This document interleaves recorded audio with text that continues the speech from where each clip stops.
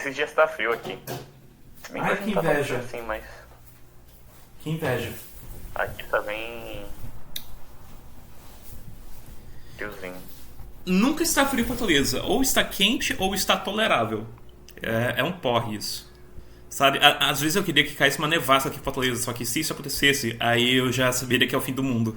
Eu já falei pros meus camaradas comunistas que se nevar eu passo o pano pro aquecimento global, pras mudanças climáticas.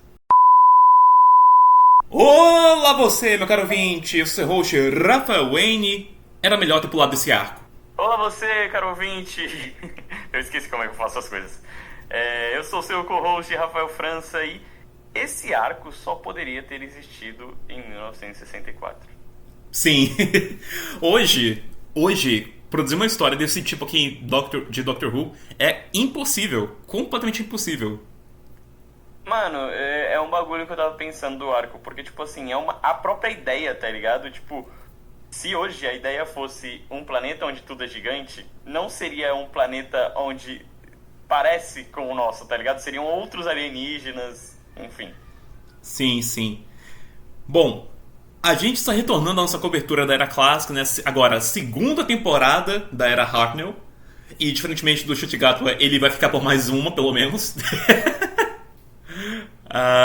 Sim. E a gente está abrindo agora com Planet of Giants, né?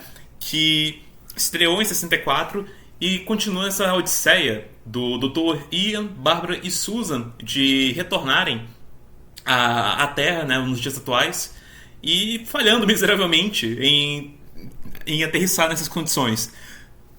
Tudo isso e muito mais logo depois da abertura. Então entre aqui na nossa tarde, que a aventura está prestes a começar. A Jornada Cósmica continua agora.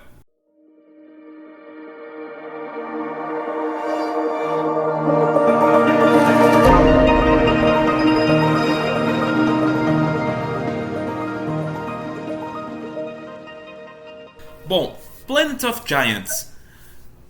Esse arco aqui, ele... Curiosamente, ele foi uma das primeiras ideias de histórias de Doctor Who, né? Ele estava naquela primeira leva de histórias sugeridas para abrir a série. Mano, é uma ideia bem comum, tá ligado? Tipo, é já conhecido, assim, tá ligado? Mas é interessante porque justamente, mano, é estranho ver isso em Doctor Who. Pois Porque, é uma coisa meio que clichê das ficções científicas, sabe? Que eventualmente vai ter uma história sobre diferença de escalas e tudo mais, sobre encolher. E Doctor Who fez isso algumas vezes, mas não fez isso tanto. sim, sim. E tipo, enfim, tantos famosos, tipo, criança não, querida, encolher as crianças, tá ligado? Mas tipo, mano, tem vários. Eu lembro que tinha até nossa, eu sempre esqueço o nome desse desenho. Mas era um desenho de um moleque que ele era do tamanho de um boneco, tá ligado? E aí enfim, é uma ideia bastante reciclada na ficção. Que, incrivelmente, agora que eu parei pra pensar, é uma ideia meio antiga agora. Tipo, Muito antiga no antiga. sentido de que não tem mais.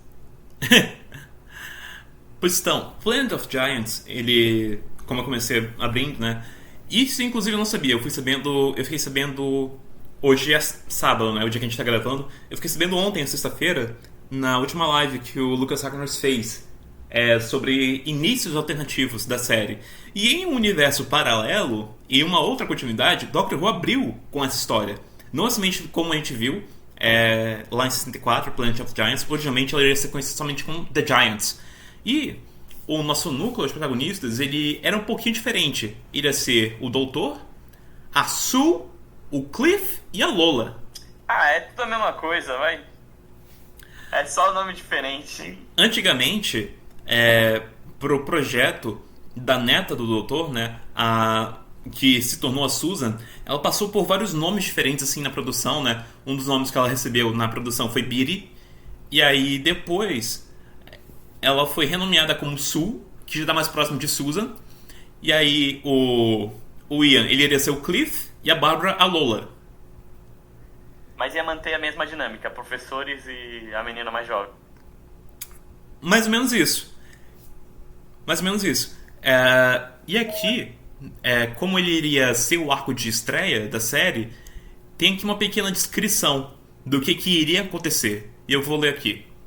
Sue e seus professores Cliff e Lola encontram um estranho homem em meio à névoa. Ele diz se chamar Dr. Who. E o grupo descobre que ele vive em uma nave espacial em forma de uma cabine de polícia, que é maior por dentro. Alguns botões são apertados de maneira errada e eles são transportados para o laboratório de Cliff, mas chegam lá miniaturizados. A aventura no laboratório envolvia uma lagarta, uma aranha, um compasso de estudante e a lente de um microscópio. No final, eles conseguiram se comunicar com os estudantes e retornam para a nave. Esse ia ser o começo de Doctor Who. Eu não sei o que iria ser mais... sei lá, o que iria ser pior. Esse começo ou o que a gente teve com os Homens das Cavernas. Que isso é tudo... Mano, eu não acho que esse arco é tão ruim, principalmente porque, tipo assim... É muito... Até a descrição que você deu... A gente tem uma ideia hoje de Doctor Who que não era a ideia da formação, né? Claro, tipo, a série vai evoluindo e, tipo... Mano, parece muito que não é sobre alienígenas, tá ligado? Essa é a questão. Tipo assim, a ideia inicial não era sobre alienígenas. Tem isso. A gente já comentou aqui que o Sidney Newman, ele não gostava da ideia de monstro de olho esbugalhado e tudo mais. Ele rejeitava muito isso. Não queria robôs na série e tudo mais. Tanto que teve uma briga em relação aos Daleks em relação a isso, porque logo na segunda história já estava desviando essa visão original. E também a gente teve no piloto que foi descartado essa especificidade de onde que o Dr. e a Susan vinham, né? Que eles vinham do século 49, não sei o quê. E aqui eles não eram tratados como alienígenas, mas talvez como humanos, não era meio vago, sabe? Dá a entender que eles são humanos do futuro. E muitas vezes, eu vou te dizer que várias vezes, assim, na própria série clássica, revendo ela, parece que eles estão falando como se eles fossem humanos do futuro, tá ligado? Sim. Até, tipo, nesse arco mesmo, tem uma hora que o Ian fala alguma coisa pro doutor, e aí ele fala, tipo assim, não vem com conversinha de nível século XXI, tá ligado? Que daria pra entender que, tipo assim, ele veio de outro século. Pois é. Eu vou ler aqui um pouquinho do que foi escrito de nota de produção. Eu tô lendo aqui diretamente do site Plano Crítico, que é justamente onde teve essa pequena descrição do que seria o arco original The Giants. Escrita em maio de 1973, essa história não agradou ao criador de Doctor Who, Sidney Newman, que achou estranho começar a série com lagarta e aranha como monstros, justamente por conta daquela política dele de não ter monstros de olho esbugalhado. O Lime Grove Studio, onde a série deveria ser filmada, também tinha limitações que tornava a realização praticamente impossível.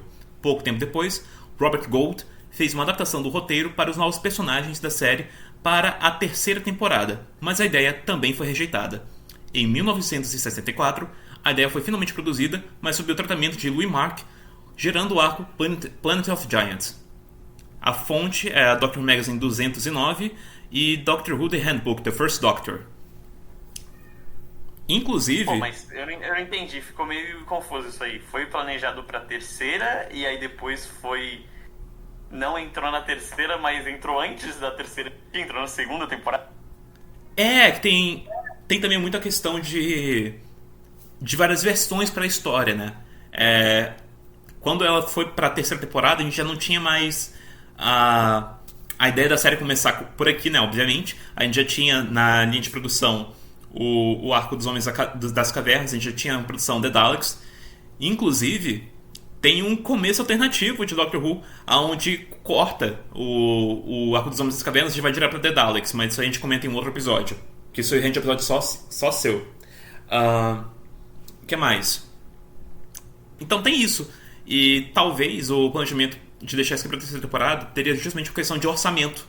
Só que aí decidiram, não, vamos fazer o orçamento reduzido e trazer pra segunda temporada. E aí veio Planet of Giants. E aqui, a história, ela já começa com eles tentando materializar TARDIS, só que de repente as portas da TARDIS, elas abrem durante a aterrissagem, né? E aí, com isso, meio que tem uma troca doida, assim, de pressão, sabe? E aí eles acabam aparecendo, materializando na Terra, aparentemente anos 60, só que miniaturizados. Sim. E... Não que a TARDIS não... É que não é exatamente isso que a TARDIS faz, né? Naquele arco do 12. A TARDIS que fica pequena, mas ele continua do mesmo tamanho lá dentro. É. É... Mas é, tipo... Mano, é só... Aconteceu. É isso. E, tipo, a história inteira não acontece tanta coisa assim, né? O primeiro episódio, basicamente, fica eles só explorando os arredores. Eles ficam analisando o solo, eles veem minhocas, só Cara, que eles são calma tão aí. pequenos, tão pequenos, que essa minhoca parece uma Eu cobra. não faz nem tanto tempo assim, porque eu vi ele ontem, antes de ontem. Mas qual é a motivação deles saírem da TARDIS e depois que eles perceberem, eles só não voltarem pra ela? Ah, pois então, eles saíram da TARDIS porque o scanner, na hora que eles foram utilizar, ele explodiu. A tela dele explodiu, então eles tiveram que olhar com os olhos. E aí eles foram olhar ao redor, né? Primeiro apareceu um planeta alienígena. As minhocas, né, eram tão grandes que eles confundiram com cobras. E aí a gente teve formigas gigantes também. Não, gente, não são Zabi. Os Zabis vêm depois. Que mais? E são todos animais mortos, né? São todos mortos ali. E com um cheiro muito desagradável. E aí, com o tempo, e mais pra frente, a gente descobre que era por conta de um pesticida. Um pesticida muito forte. E aí, eles não voltam pra Tarsus imediato, justamente porque a Susan e o Ian, eles encontram uma caixa de fósforos e ali eles têm uma noção que eles estão na Terra e que eles estão encolhidos mesmo, sabe? Porque eles agora têm um ponto de referência, de escala, que é justamente a caixa de fósforos. E o Ian, ele entra lá, só que um homem vai lá e pega a caixa de fósforos e pronto, eles precisam resgatar o Ian agora. Ou seja, tudo culpa do Ian. Tudo culpa do Ian. Pois é, eles precisam resgatar o Ian, a gente tem ali uma casa no fundo e temos um cientista que está contra a produção de um pesticida super poderoso, DN6, não sei o que, por conta dos seus impactos ambientais. E ele acaba sendo assassinado. Pô, mano, depois é dito que o DN6 é pior do que radiação, tá ligado? Pois é, cara. DN6 era pastilha de Chernobyl. E aí o cara falou, não, fica tranquilo, a gente vai fazer... Mano, vai matar uns... Realmente mata bicho. Pois é, e aqui tem umas discussões interessantes que é justamente sobre a questão do impacto de inseticidas e como que é um efeito em cadeia, não é uma coisa que mata um bicho só, vai impactando toda a questão da fauna e da flora ao redor, mas também, no fim das contas, quem paga o pato é a gente, sabe? Não fica só nos insetos. Por exemplo, é dito algumas vezes, né, que tem várias espécies de insetos, animais, que eles são necessários e benéficos ali para aquele ecossistema que estavam sendo mortos por esse pesticida. E esse pesticida, tipo, ele não mata só um inseto intruso, tava matando todo mundo, sabe? Era inseto, era planta, tava se filtrando no solo, ia pra água também. E aí, no fim das contas, a gente ia consumir esse veneno todo acumulado na água, na comida, no solo que a gente ia tocar e tudo mais. Ou seja, é um episódio muito importante porque ele está falando contra os agrotóxicos. Exatamente. Isso em 1964. Olha só, a lacração em Doctor Who. Lactou muito. Pois é, o primeiro episódio é isso. Eles são monitorizados. O Ian acaba preso em uma caixa de fósforo. Vão atrás de resgatar o Ian. E o Ian, ele consegue fugir da caixa de fósforos, né? A gente tem um assassinato de um cientista que estava se opondo ao DN6. E a gente tem um outro que ele é... Eu nem lembro o nome dele, sendo bem sincero. Mas que ele estava planejando escapar.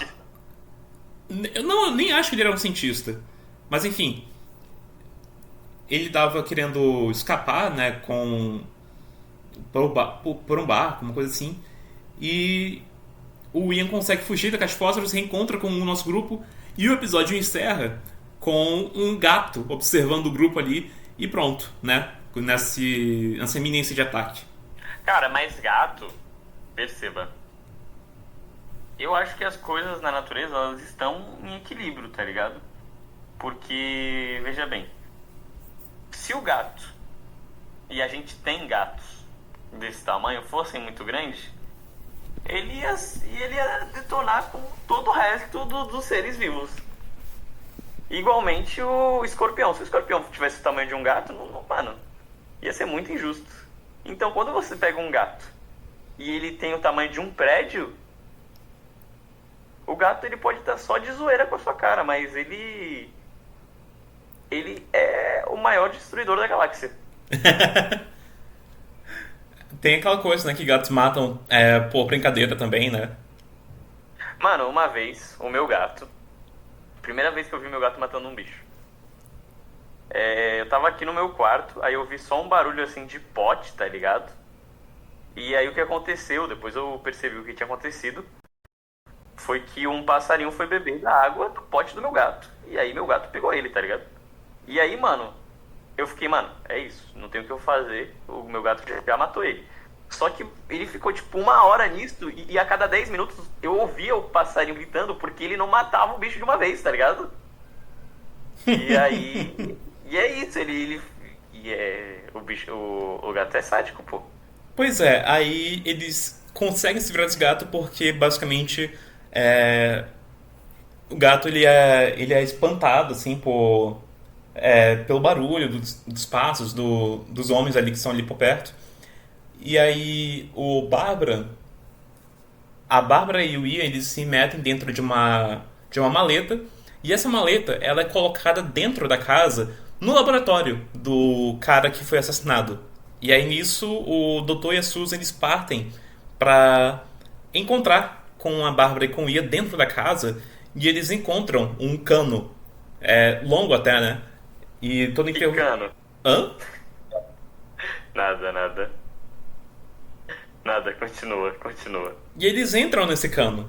E eu acho interessante como eles vão brincando com a escala, porque justamente, né, um cano você imagina que tem uma superfície muito lisa, só que aí é um cano metálico e tudo mais, já foi muito gás, com o tempo e tudo mais.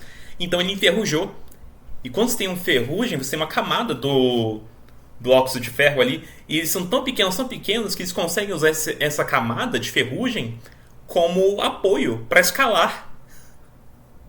Sim, mano, eu acho isso muito legal nesse arco, que tipo, o próprio... aquela escadinha que tem na entrada, né, da casa, tipo, mano, ela é toda irregular, não porque ela é irregular, mas porque eles estão numa escala tão menor que eles acabam percebendo essas imperfeições, tá ligado? Pois é, e uma coisa que eles rapidamente já falam é que, tipo assim, eles não podem se comunicar de forma direta com pessoas na escala padrão, sabe? Porque para as outras pessoas, no máximo, eles seriam pequenos ratinhos, sabe? A voz deles estaria tão aguda, que se fossem ouvir seria, sabe, beirando imperceptível. E o restante... Sim, é a cena onde eles ficam falando no telefone todos juntos e mesmo assim não funciona. Pois é, e pro restante, a fala normal parece... Como pode dizer? Parece um estrondo, parece um trovão, sabe? De tão grave que é pra eles. Tanto que Isso é muito foda. Tanto que tem um momento que eles têm que se movimentar dentro da casa, mas tem outros homens ali dentro, só que ao mesmo tempo que eles têm que se esconder, eles têm que adivinhar o que está acontecendo pelos barulhos.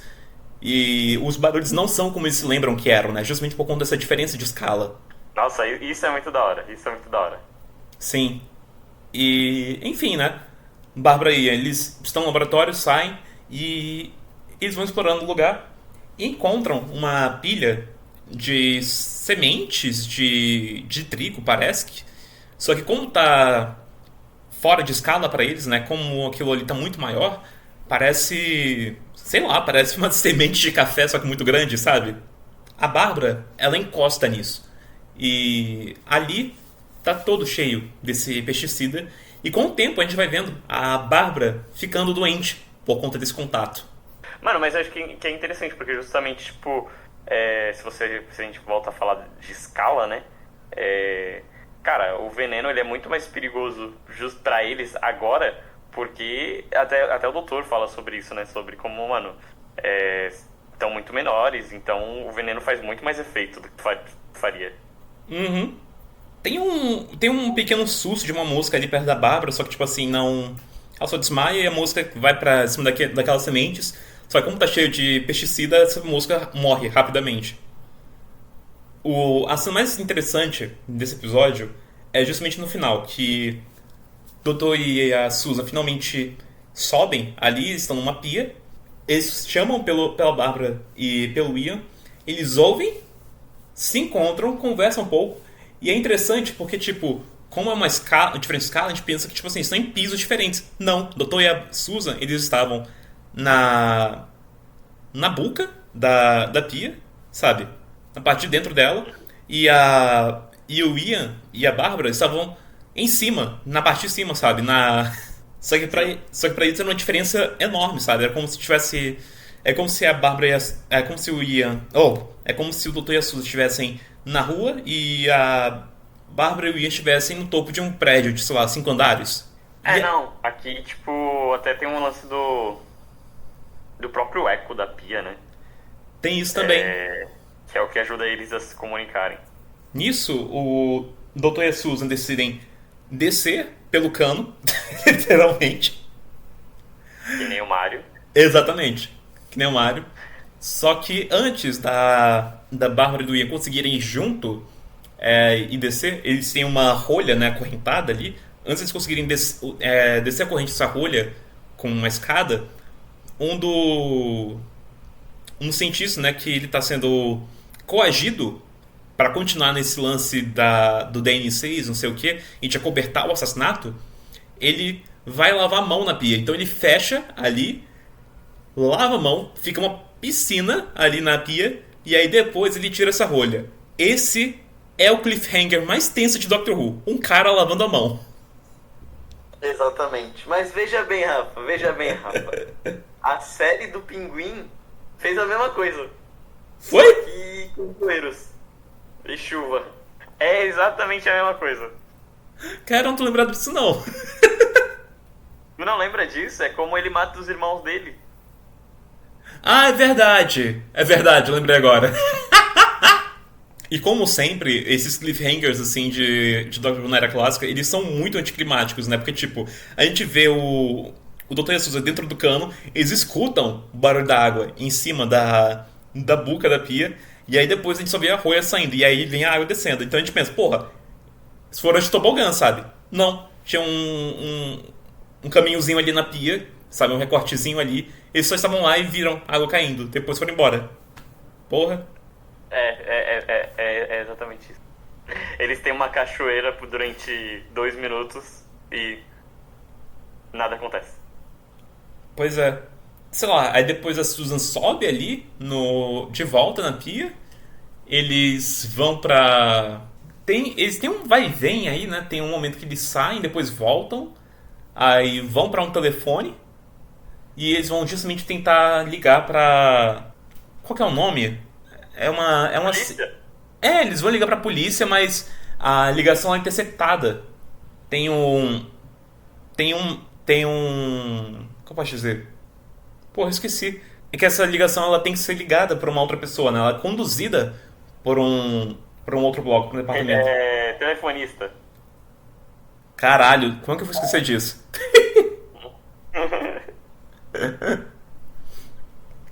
E é interessante porque, tipo, como tá tudo muito fora de escala, então eles têm que fazer um esforço em conjunto para poder erguer cada ponta do telefone e colocar umas rolhas ali para manter em posição, né? Pra gravidade não desligar o telefone neles. E aí eles ficam... Como é que eles falam mesmo? Ai, enfim... Você pode ouvir a gente! Todo mundo gritando junto. Aí a Bárbara fica lá. Eles não responderam. E eles gritam todos juntos, não sei o que. Só que na outra linha eles não entendem. Tipo, que número que você quer, não sei o que, sabe? É outra coisa, virou um telefone sem fio. Sim. Aí a Bárbara desmaia, passa mal. Só que o telefone ele fica segurado, né?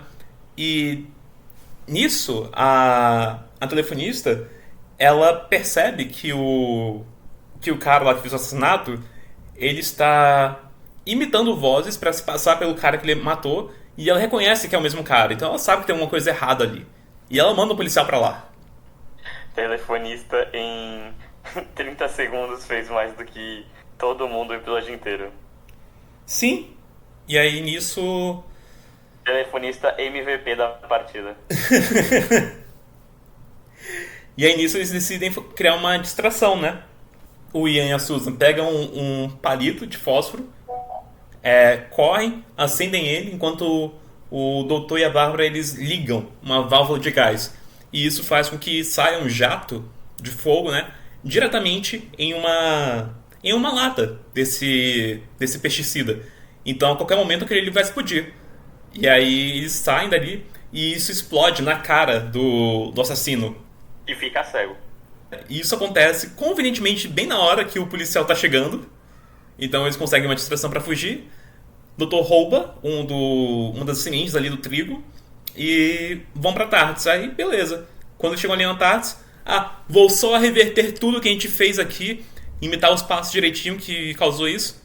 E pronto, eles voltam pra escala normal, o carocinho diminui e de repente a Bárbara fica boa? Não, mas faz sentido, porque o que acontece, a Bárbara fica boa, o que acontece, mano, é o Jake, o cão, ensinou isso pra gente, tá ligado? Porque o Jake, ele recebe um veneno que pode matar um cachorro com fígado 50 vezes maior, e aí ele fica com fígado 51 vezes maior, que é justamente o caso do, tipo, o inseticida, ele funciona tão bem em bichos menores porque é a questão do peso, tá ligado? E do tamanho. Então, tipo, uma quantidade menor afeta esses bichos menores de maneira diferente. E aí, quando ela cresce, o veneno que tava afetando ela, afeta ela de uma maneira muito diferente, tá ligado? Pois é, só que tipo, eu jurei que ele ia pegar essa semente para poder criar um antídoto ali na Tardes, né? A gente já viu essa Tardes tendo vários outros aparelhos ali além do console na sala principal. A gente já viu a enfermaria dela. Então eu pensei que ele ia criar um antídoto dali, sabe? Mas não. Foi só voltar à escala original que ficou tudo sussa. Tudo foi salvo pelo Jake, o cão. Pois é, e aí nisso o doutor inicia a viagem e aí a gente começa a ter é claro, né? O scanner ele é reparado fora de tela. Quando a gente volta ele já tá lá tudo ok. E aí a gente tem um sinal com interferências, né? E aí a gente tem o título pro próximo episódio, que é justamente o retorno dos Daleks. Mas enfim, finalizando essa história originalmente ela teria 4 partes, foram televisionadas 3 partes. E ela teve conteúdo cortado, principalmente no episódio 3, e isso acabou tendo uma 4ª parte que ela não foi ao ar, né? A gente teve uma versão estendida que saiu em 2012 que tem essas partes 3 e 4 contadas em recall, mas tipo, o que acontece no episódio 3 é o que acontece nesse episódios 3 e 4. Ou seja, tem que parar com esse negócio de não, porque teria uma parte, então vamos fazer um negócio. Mano, tem que parar com essa porra. O Snyder Cut foi um erro. Exatamente. Doctor Who já fez isso em 2012 e já provou que é um erro, muitas vezes. E é isso. Literalmente a gente cobriu a história do arco inteiro em menos de 40 minutos. Olha só. Puta que pariu. Rapaz. Eu tô chocado. Tipo... Mano, é que não acontece muita coisa nesse episódio, nesse arco mesmo. Tipo, cara, a base da história é isso. Eu acho que, inclusive, a gente pulou umas partes que eram as partes mais interessantes, que não são as partes com o doutor e turma. São as partes dos caras conversando, tá ligado? E falando, não sei o que, DN6 e não sei o que, papapá. Mas muito genérico, cara. É porque eles falam muito da escala. Eles falam muito da escala das coisas. Coisa do que 4 bichinhos andando por aí. Eles falam muito da escala das coisas, né? Isso aqui vai ter impacto global. Muita gente vai morrer por conta disso. Eu me importo com acabar com a fome do mundo, não sei o que, é isso que me importa. Só que, tipo, fica só neles. Só neles essa conversa. A gente não vê nada dessa escala global e tudo mais, de como vai impactar outras pessoas, a não ser esse quintalzinho dessa casa, sabe? Não, mas isso não... Mas é porque não foi jogado pro mundo ainda, né? Ele tá literalmente tentando evitar jogar pro mundo. Pois é, e aí... É um projeto só. Mesmo assim, eu acho que isso acaba enfraquecendo a imersão, sabe? Não acho. Eu acho que o problema disso é que a história realmente está nesses personagens, só que os nossos protagonistas são outros, tá ligado? E aí, enfim, E em nenhum momento nossos existe essa protagonistas questão eles de como interagem com. resolver. Em nenhum momento a gente tem o nosso protagonista sendo preso por esses outros personagens, tendo que escapar. A gente não vê eles interagindo em nenhum momento e tudo mais. Não, chega de prender o doutor para ele escapar de qualquer jeito. Não, mas eu preferia que Tem que tivesse parar isso. também, tem que parar esse negócio de prender o doutor. Concordo, mas aqui eu acho que deveria ter acontecido, sabe? Tipo, tem um momento que parece que ele vai ver o Ian e a Bárbara e, tipo assim, olha só, gente, homens pequenininhos, não sei o quê, olha só que interessante, que porra é essa? Mas não, era só viram a mosca lá no pesticida e foram ver que morreu de imediato. Só isso. E aí, a maior parte do tempo, eles são muito protagonistas passivos, sabe? Ficam, tipo assim, passeando pra um lado pro outro. Olha só que interessante. Olha só como tudo é gigante, não sei o que. E a ação fica muito nesses outros antagonistas até um certo ponto. E aí nossos protagonistas só ficam ativos mesmo quando eles vão explodir aquele inseticida pra poderem fugir. Só aí. Aqui o grupo. Aqui o núcleo da Tardes não move a história pra frente. Sim. Não move a história pra frente em momento nenhum. Então, É por isso que eu digo que a parte mais interessante é a dos caras. pois é, e aí na live o E Lucas olha que ele. eu gosto de histórias de escala, né? Mas, mano, sei lá, é só muito. Sei lá, vamos sobreviver e é isso, tá ligado? O que eu vejo é que Planet of the Giants tem uma ideia, tem um pitch, que é: e se o pessoal da Tardes ficasse encolhido? O que aconteceria? Mas não tem uma história. Ah, não tem a história, Tem uma ideia, tem um argumento, mas não tem a história, sabe? Eu nem diria que argumento tem, na verdade, pra ser bem sincero. Eu ia falar isso. Só tem uma Mas ideia. Uma ideia, o set da Tardes, duas coquinhas e uma coxinha. É isso. basicamente. Eu acho que essa história deveria ter ficado adiada pra terceira temporada. Mano, e eu acho até que, tipo assim, até essas discussões sobre, enfim, o DN6 e tudo mais, talvez fosse mais interessantes com o doutor mesmo discutindo elas, tá ligado? Com o doutor no meio do bagulho e, enfim, ele sendo a pessoa contra, tá ligado? E não tendo alguém contra, tipo, talvez até. É porque eles colocam muito essa coisa do tipo, mano, é isso, é um super pesticida e não sei o que, papapá. Enquanto tem é sempre a história, tipo, o capitalista e o cientista, tá ligado? Aham. E aí, talvez fosse interessante ter o doutor no meio disso, mas não tem. Talvez o erro seja o núcleo inteiro da tarde estar encolhido. E se fosse uma parte encolhida e outra parte no tamanho normal? Não, eu acho que, tipo assim, o que encaixa é que a ideia não encaixa com a história também, tá ligado? Não que não encaixe, mas é que É que não tem história. não. Não tem história. Ai, ai. Isso a gente tá tentando encher linguiça pra poder colocar mais tempo no podcast, mas realmente. Já indo pros É comentários isso, finais, eu acho que essa. Eu acho que essa aqui é a pior história do primeiro Doutor que cobrimos até agora. Eu tô tentando lembrar que a gente já cobriu até agora pra. Não sei. Eu não É que é pensava. foda, é que, tipo assim, ela não fede nem cheira, tá ligado? Essa é a questão. Ela é tão nada que ela não fede nem cheira. É aquela questão, né? Não tem história. Até o Homem das Cavernas tinha uma pequena história ali, sabe? Não era lá essas coisas, mas tinha. Mas essa aqui, puta que pariu. E aí, Rafa, qual que vai ser a sua nota? A minha nota vai ser 4. Ai, a minha nota vai ser um.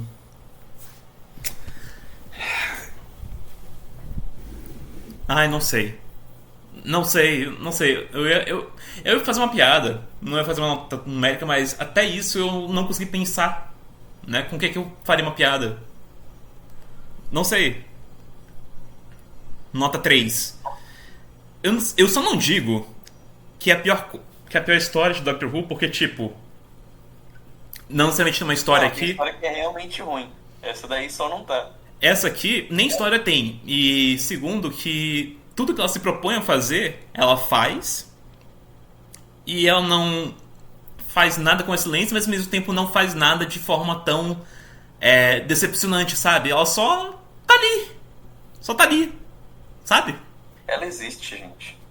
Ela existe.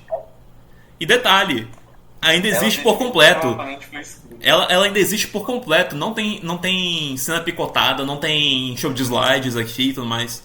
Cara, tem tanta história E do veja segundo. bem, não apenas ela não existe picotada, como ela ainda tem 2 versões. Pois é! Cara, tem tanta história do segundo que eu preferia que estivesse inteira em troca dessa daqui. Essa daqui poderia ter ficado perdida, poderia ter sido um show de slides. Não, que isso aí também. Poderia nada ter se perdido, né? Verdade. Bom, gente, eu fui o seu host da vez, Rafael Wayne. Vocês me encontram no Instagram, @rafael.wayne, e no Blue Sky, @rafaelwayne. Blueboxcast vocês se encontram no Instagram e no Blue Sky, @blueboxcast, com as datas materializando nos feeds do Spotify, Amazon Music, Cashbox, Deezer, iHeartRadio, YouTube, YouTube Music. É isso, pessoas. Eu sou o Rafa França. Vocês me encontram no Instagram como RafaArts_Drowns. Eu estou um pouco sumido absolutamente de tudo, mas é isso. Não tenho muita justificativa, eu só estou sumido absolutamente de tudo. E vocês podem ouvir também o nosso podcast Irmão na Hora de Inventar, que é um podcast / canal do YouTube que também está um tanto parado. Eventualmente eu editarei e sairá o nosso podcast sobre Andor, que ficou com 3 horas de bruto, falando das 2 temporadas, que será seguido de Rogue One. Eventualmente gravaremos, eventualmente editarei, eventualmente sairá. Bom, é isso, pessoas. Muito obrigado. Pessoal, vocês me surpreenderam muito com o engajamento que vocês tiveram com o nosso episódio passado, o episódio mais longo do podcast. Puta que pariu. Eu até agora não acredito que teve gente com paciência pra ouvir mais de 6 horas, a gente brigando, sabe, quase matando uma outra. Veja bem, eu não recebi mensagens. Calma, talvez eu tenha recebido uma mensagem. Calma aí, agora eu vou até verificar isso. Porque eu recebi uma mensagem no meu Telegram, aleatoriamente, que a pessoa me mandou, dia 4, a pessoa me mandou: olá, como vai? E não me falou mais nada. E aí eu só fui ver isso, porque eu não uso o Telegram. Eu só fui ver isso no dia 12, que é quando fui ver o episódio, tá ligado? Fui baixar o episódio no Telegram. E aí eu fiquei muito mal, que eu fiquei, caralho, mano, pelo menos não foi tanto tempo, tá ligado? Mas veja bem, fui verificar minhas mensagens no Instagram e ninguém me falou em quanto tempo assistiu o nosso último episódio. Não, eu vi a Então, galera. como garantir que as pessoas ouviram inteiro? Eu conheço as pessoas que ouviram inteiro e demoraram dias, tipo 3 dias no mínimo, às vezes uma semana. E eu falo que eu fiquei surpreso com o desempenho porque ele ficou em menos de uma semana já no terceiro lugar no nosso top 10 de episódios mais tocados. Então eu fiquei muito surpreso. Eu não esperava esse engajamento. Não esperava. Pensava que ele ia flopar. E tudo culpa do nosso querido ex-doutor. Cara, eu tô surpreso. Eu acreditava, eu tava crédulo que ninguém ia ter paciência pra ouvir um podcast de mais de 4 horas de Doctor Who. Ninguém. Agora, eu estou com medo de quando chegar a hora de fazer o balanço geral da Era do Tenet. Eu tô com medo, real. Enfim, né? Então, obrigado por esse engajamento do nosso episódio mais longo. E espero, né, que esse que possivelmente é o episódio mais curto se dê bem também. Espero que tenham se divertido e aproveitado a jornada até agora. Semana que vem tem mais. E agora, eu juro... Quer dizer, não, juro é uma palavra muito forte, mas eu espero que seja uma coisa muito boa, porque os dados vão sair de volta. Olha só. É isso. E sabe o que isso significa, né? Não. Você sabe o que isso significa? Isso significa, Rafael Wayne, que após essa temporada nós iremos ver o filme 2. É verdade. Enfim, gente. Vamos ver. Muito obrigado. O segundo filme de Doctor Who, é isso, esperem. Aguarde, a qualquer momento. Enfim, gente. A qualquer momento mesmo, porque esse podcast só vai acontecer com a minha presença e eu não sei quando é que eu tô presente.